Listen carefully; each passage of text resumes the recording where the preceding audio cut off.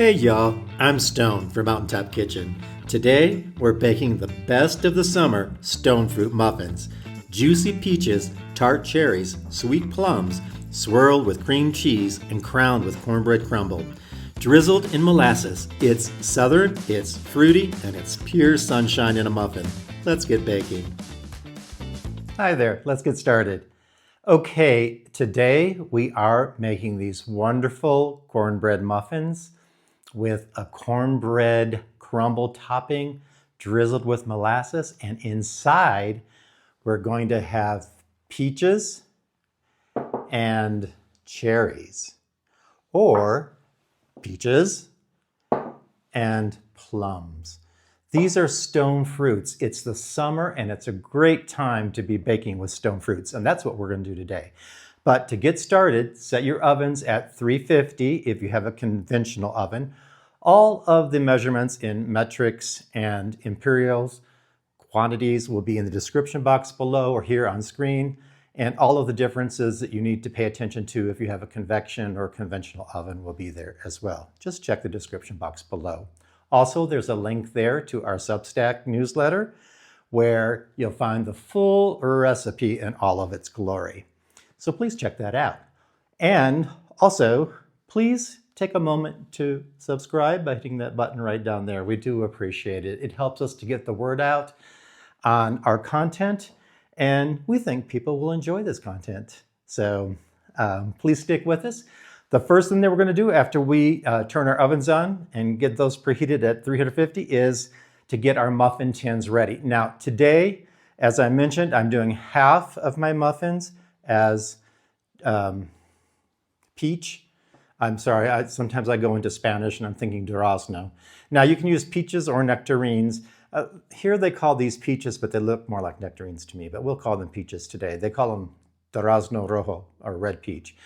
And we're going to do half with the cherries and half with the plums. So I'm also going to do half in a standard muffin or cupcake tin. And I will put a link to this one that I'm using in the description box below. So I'm going to do 6 of the muffins here, standard size.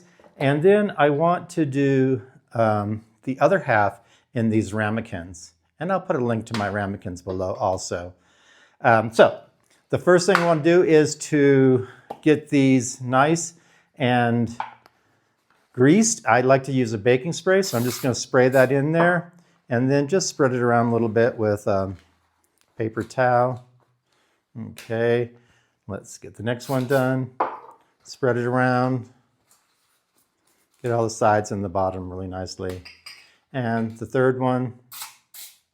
Okay, I also put a small piece of, in these ramekins, a small piece of parchment paper that I cut out in the bottom just to make sure that they release nicely. Okay, so we have those ready. And I also like to spray my muffin liners because, especially with muffins, sometimes that can be a little bit harder to peel back the liner. So I just like to give a little spray there too. So I'm just going to do each one of those.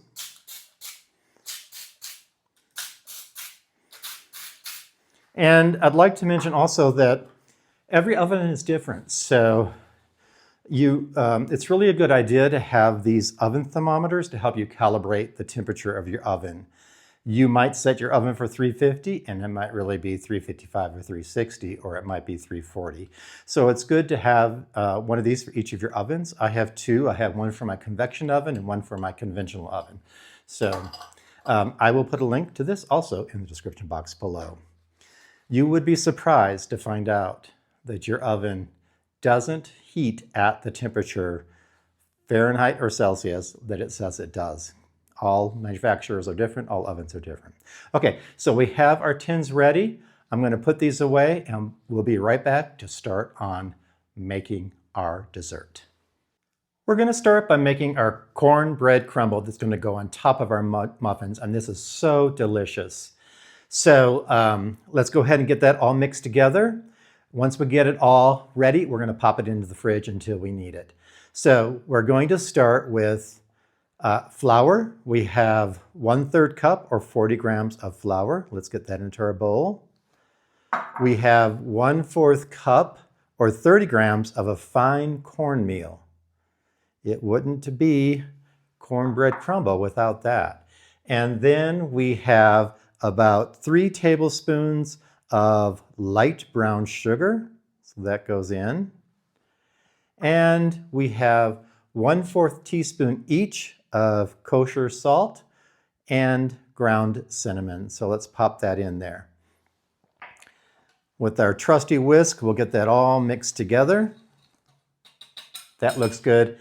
And now you want to make sure that your butter is cold and cubed to make this crumble. You do not want room temperature butter. We want cold cubed butter. So we have about 3 tablespoons. Let's get that in. That's about 43 grams, a little bit less, but who's counting?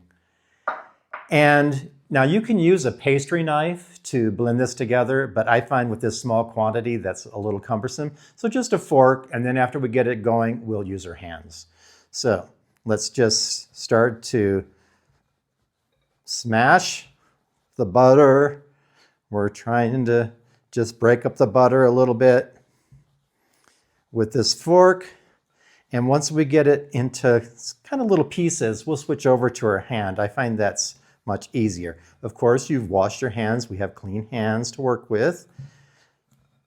And it will take a little bit of time to work this in. You want a nice sandy texture. So just, run it through your fingers, drop it down into the bowl, pick up some more, and keep doing this for just a few minutes until you have a nice sandy, crumbly texture. Okay, right now my butter pieces are a little too big and not as integrated into the sugar and flour mixture as I'd like. So I'm going to just keep going. Okay, I think we've gotten it to about where we want it. You can see now it's a nice sandy texture. You just want to make sure there are no really big lumps of butter remaining and that you've gotten all the sugar from the bottom of the bowl incorporated into the butter and the flour and all the other good things in here. So this is good. We're going to go ahead and take this and pop it into the fridge until we need it, because we want to keep that butter cold. Okay, let's get started with making our cream cheese swirl. This goes on top and we swirl it into our muffins. It'll be so tasty. You can switch out any stone fruit you'd like. It's summer and it's stone fruit time.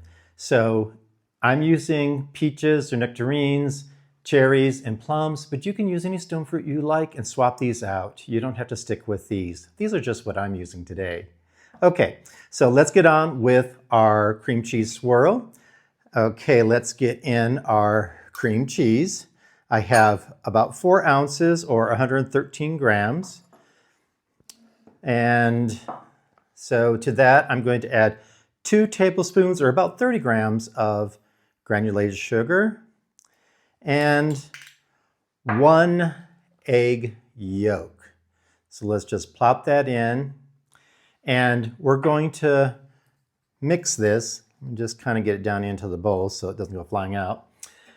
I'm going to be using my KitchenAid, and I love this can-shaped mixer. Let's get in I was just about to forget the vanilla. So we need to put in about 1/2 teaspoon of vanilla. So let's go ahead and do that. We don't want to forget that. That adds some really nice flavor. Get that in there. All right, so that's that. Now back to the mixer, the hand mixer. This is cordless.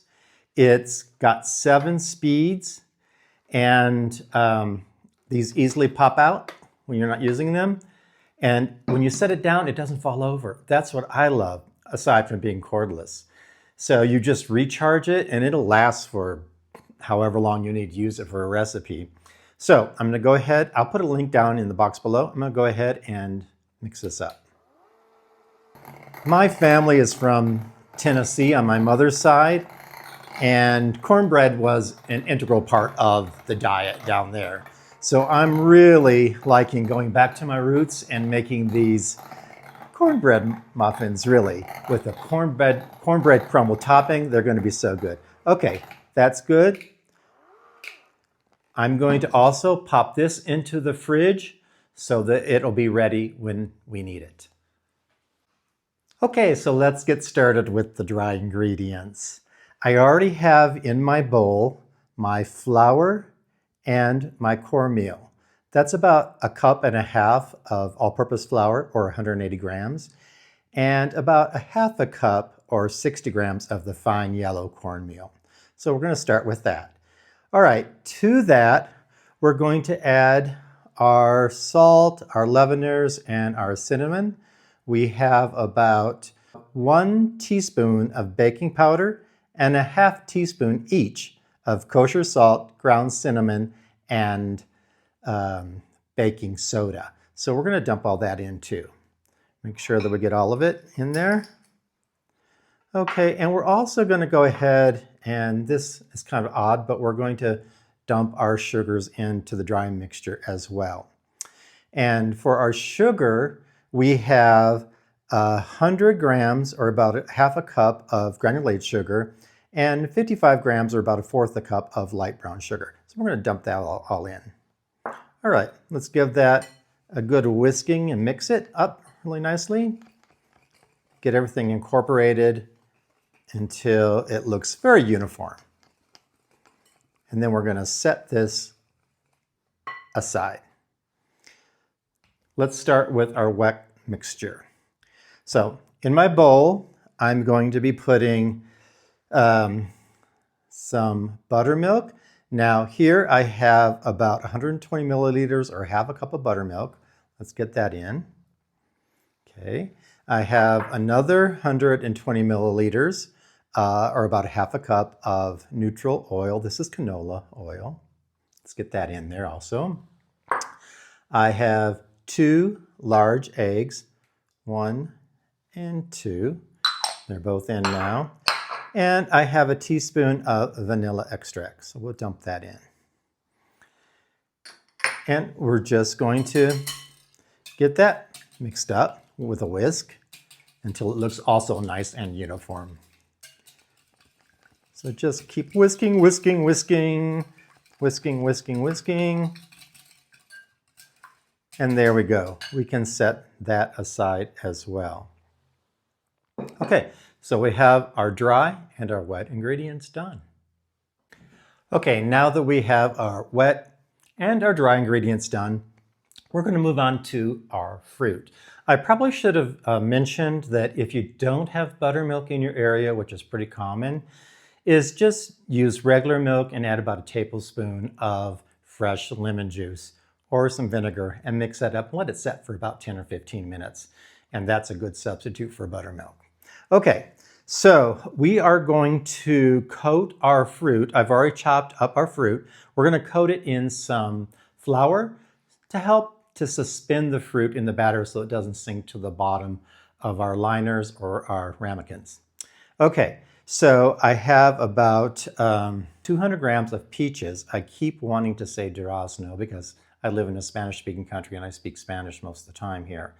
But anyway, these are peaches or nectarines, and I have about 200 grams here. That's about 1/4 and a cup and 1/4 diced. So I'm just going to drop those into this bowl and put a little bit of flour in with them and get them coated nicely. Okay, it just helps again to keep them from sinking to the bottom of the bowl. You don't have to do this. This is kind of an extra step, but you can do it. So let's set that aside. And then I have some cherries that I cut up. Now remember, I'm splitting this batter up. I'm doing half with peaches and cherries and half with peaches and plums. So I have my peaches and my plums cut up. This is about 5 cherries cut up, about 30 grams. It's not very much. So we're just going to, it's just for a little extra added flavor. Put some flour in with that as well. And just mix these up. Okay, and do the same with our plums. Let's get them into a little bit bigger bowl. Add some flour. And just mix them up. Okay, so our fruit is ready now. Okay, we're almost there. We're getting really close to bake time. Now that our fruit is ready, we're just going to mix our wet ingredients into our dry. Just make sure you get down to the bottom and make sure there's nothing else lingering around in here. Okay, so our batter is ready. Okay, so I've split my batter into 2 bowls equally. So in the first bowl, I'm going to add about half of the peaches into this bowl and the other half into this bowl. Okay, and then into this bowl, I'm going to add the cherries because I want a little bit of variety, so I'm just mixing things up. All stone fruits, all summer fruits. Summer fun. And into this other bowl, we're going to put the chopped up plums. Now, plums come in a lot of different varieties. I'm using a small Mexican plum, but you can use any plum variety that you like. It doesn't matter. Okay, so let's just gently fold in the fruit into our batter so that it's distributed nice and evenly throughout. Again, being careful not to overmix. We're just folding. We're not mixing. We're just nicely folding. Okay, and let's do the same with our plums. Let's remember the plums are in the smaller bowl, so I don't get these mixed up. Okay, just folding in, making sure that you get down to the bottom so that there's no batter hanging out there without any fruit in it. We don't want that. Okay, so we have our 2. So now that our batters are ready, guess what? We're ready to get this into our tins and baked. So we're going to do a little bit of cleanup here, get those tins out. We're going to fill them. We're going to bake these babies. Be right back. Okay, we're almost ready to get our summer on. So in the ramekins, I'm going to put the, I always want to say durazno, and I'm here in a Spanish-speaking country. I always want to say that. But peaches or nectarines and our plums, our Mexican plums, we're going to put those into the ramekins. So I'm just going to try to split the dough up evenly, or the batter, I should say, into these 3 ramekins. So let's just go ahead and do that right now. And this one we can give it a little bit more. So since I split the batter up half and half, I'm only going to be making 6 of the smaller muffins and then 3 of the big ones, which equates to 6. So really, if you did a full tray of the standard size, you'd have 12. But we're not going to have 12 standard size. We're going to have 6 standard and 3 massive size. Okay, let's just give this one a little mix to make sure everything's going good here. And we'll just start to plop this into our liners.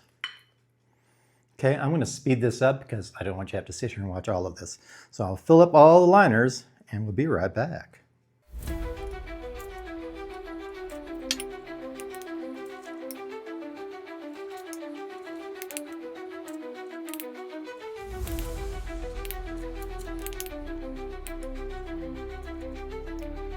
A huge thank you to all my amazing Substack and Patreon patrons. Your support keeps the oven warm and the ideas rising. I couldn't do this without you.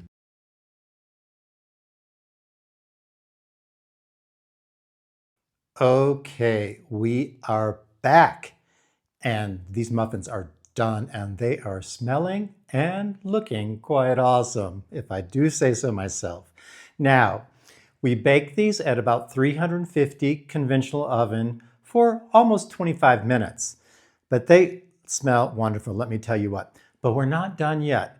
We've taken them out of the tins or out of the ramekins. And after they sat in there for about 5 to 10 minutes, and they're still warm. So while they're still warm, we're going to top these with some molasses, because that's what my great-grandaunt would have done in Tennessee. Now, if you don't have molasses, it's not very common all around the world. In some parts you can get sorghum also, but you could use honey, or I think in Europe they have something called treacle. You could dollop that or drizzle that on top. But today we have some molasses in-house. Here where I live, maybe what you would want to do is melt down some piloncillo, which is really popular here, and you could drizzle that on top and it would be excellent. So let's get to it. Okay, we're not going to do all of these. We're just going to do a few to test things. So let's get to drizzling our molasses. Look at that. Oh my God. You just want to drizzle on top just like that. Let's get one of these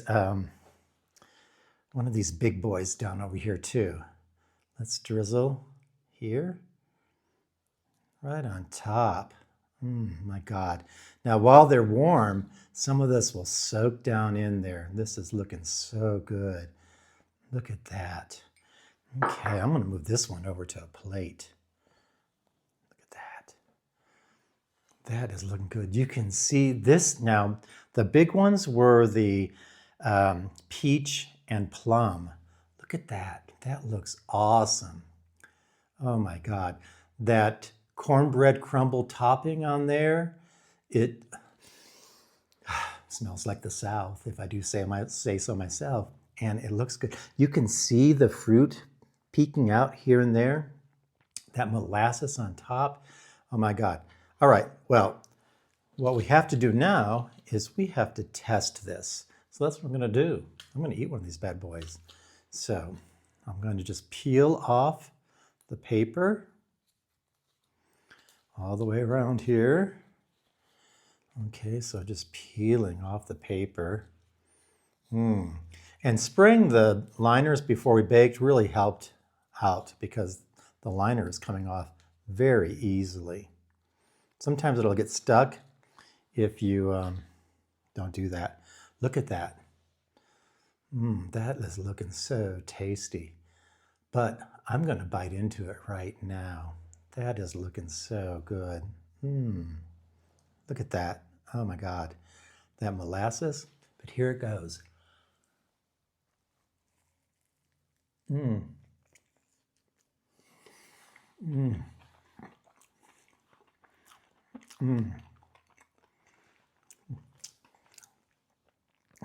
It is so tender.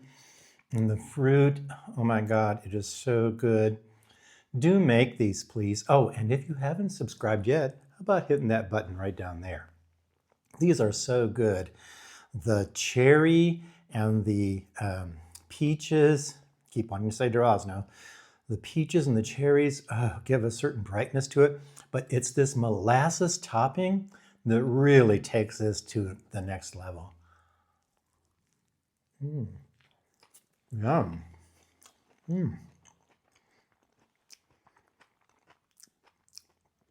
So there you go. Peach and cherry muffins with that swirling cream cheese on there that you get in every bite. That really adds a nice little element of sweetness, almost like a Danish, cheese Danish or something. But that molasses, that is so good. And so try these, please. Or over here, we have the bigger ones with the peaches and the plums. These are almost like little cakes. This is about the size that I like to eat. So, and by the way, if you like this recipe, how about trying this one right up here? I think you'll like it too. Thanks for joining us today on the Mountaintop Kitchen. I'm going to keep eating, if you don't mind. Excuse me. That cornbread crumble on top, everything works so well together. Please make these and let us know how it went for you. See you next time. Bye.